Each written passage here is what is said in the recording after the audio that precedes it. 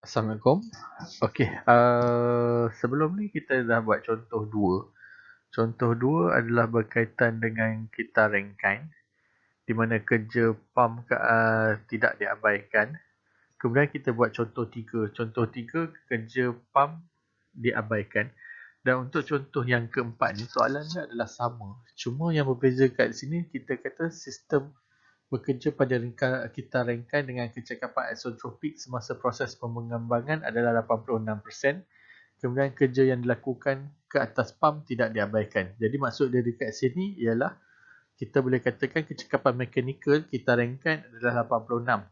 So dalam kes ni kita kena cari kecekapan untuk rengkan tersebut dan juga pada kecekapan isotropik dia adalah 86%.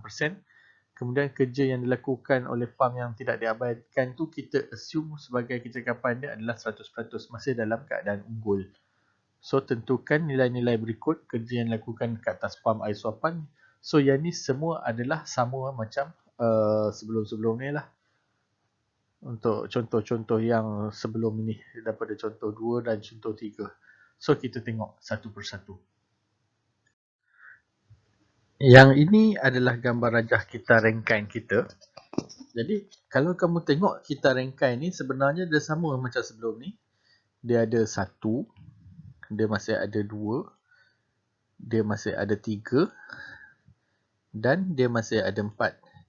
Jadi berdasarkan daripada soalan dia kata kecekapan untuk proses pengembangan pada turbin adalah 86%. Oleh sebab yang demikian, maka kita ada satu lagi dekat sini kita panggil sebagai, saya panggil sebagai 3 dot. Yang ni mewakili adalah kita kata sebagai kecekapan yang sebenar. So yang ni kita tahu yang ini adalah proses dia adalah proses adiabatik boleh balik. So yang ini adalah proses sebenar yang kita assume sebagai proses yang tak boleh balik. Untuk pam, kita tahu dekat sini kita boleh masih assume bahawa kecekapan mekanikal dia masih 100%. So dekat sini kita boleh nampak perbezaan dia lah. Perbezaan untuk benda-benda ni. Okay. So kita tengok yang next soalan dia. Okey, soalan yang pertama macam biasalah kerja yang dilakukan oleh pam air suan ataupun suapan. Tak ada beza. Sama macam contoh yang mula-mula contoh 2. So tak ada apa beza sebab still dia menggunakan H1 dan H4. So H1 dengan H4 ni so sama juga dekat sini pun VF P1 dengan P4. Jadi jawapan dia sama macam sebelum-sebelum ni lah 4 kJ per kilogram. Sebab dekat sini dia tak ada yang actual. Dia cuma ada yang untuk isentropik 100% ataupun proses unggul. Untuk soalan 2, haba yang dibekalkan, kita tahu haba yang dibekalkan ialah dia antara daripada 1 kepada 2 saja. So ini adalah proses haba bekal. So dia tak melibatkan dia tak melibatkan entalpi pada H3 tu, dia tak melibatkan titik 3. Jadi proses dia masih sama macam yang sebelum-sebelum ni, macam contoh-contoh sebelum ni. Dan kita dapat nilai yang sama lah. Tak ada apa perubahan. Okey, untuk kerja keluaran turbin. Kerja keluaran turbin dalam proses yang mula-mula ni kita tengok ada sedikit perbezaan lah. So perbezaan dia dekat sini kalau kita tengok actual punya kerja sebenar, kerja turbin adalah sama dengan kerja kasar, dia adalah sama dengan H2 tolak H1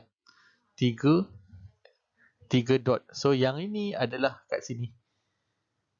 Yang ini adalah daripada sini. Kita dah tak pakai yang ni lah. Kita tak pakai yang 3 ni.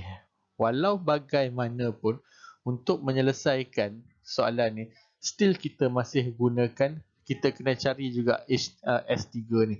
Sebab pun nanti kita kena dapatkan nilai H3 dulu, barulah kita boleh dapatkan nilai H3 dot ni. Okey, so dalam kes ni, kaedah pengiraan dia sama macam sebelum-sebelum ni juga. Kita cari nilai H, nilai X. So apabila kita dapat nilai X, kita akan dapat nilai H3. Okey, sambung daripada tadi. Jadi kita daripada previous tadi, kita dapat nilai H1 adalah sama dengan 134 kJ per kilogram. H2 kita dapat 2801 kJ per kilogram.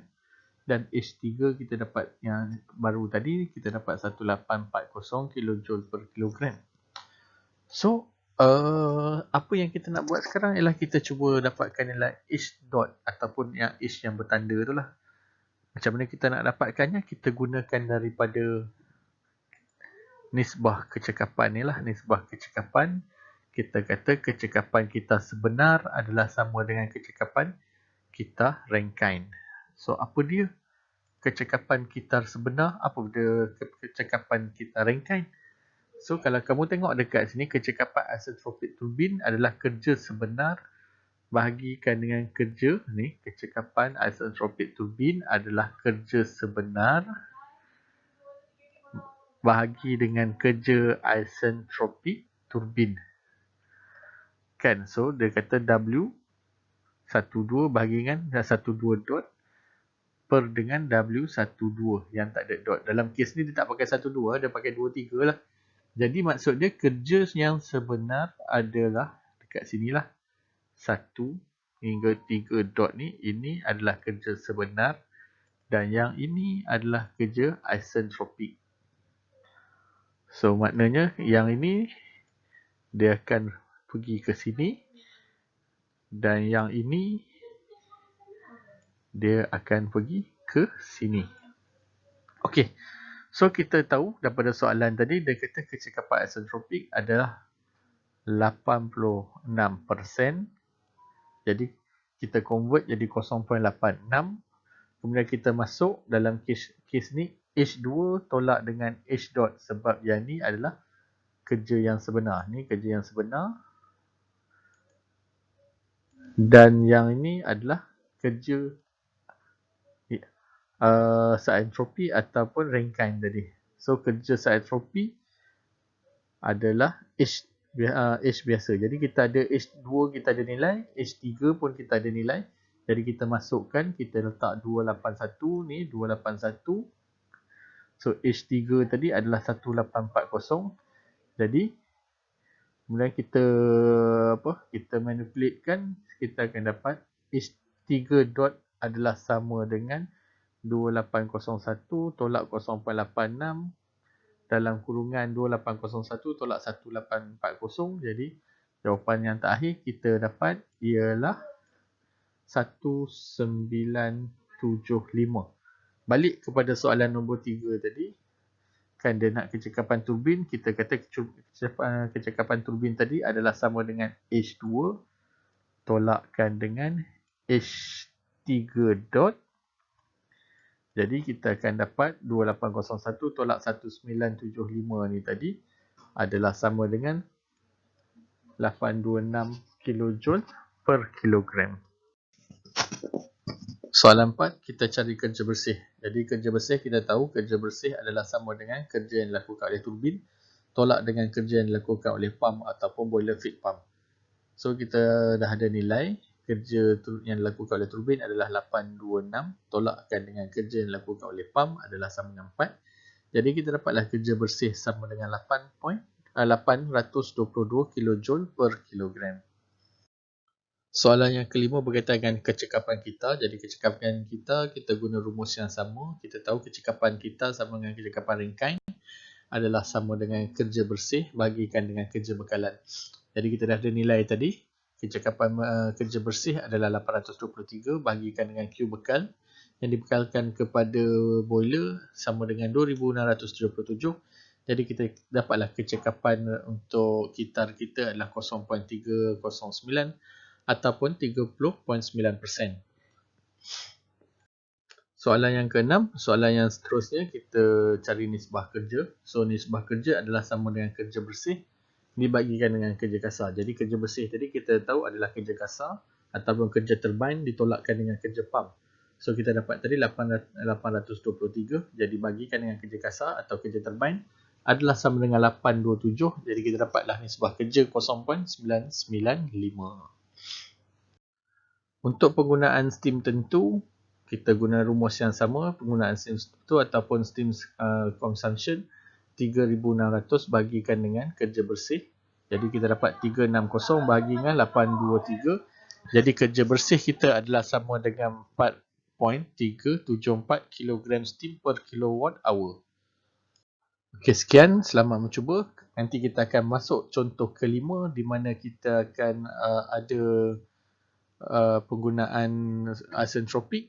Tapi dalam kes yang kelima nanti, kita akan abaikan pump. So, pula selamat mencuba.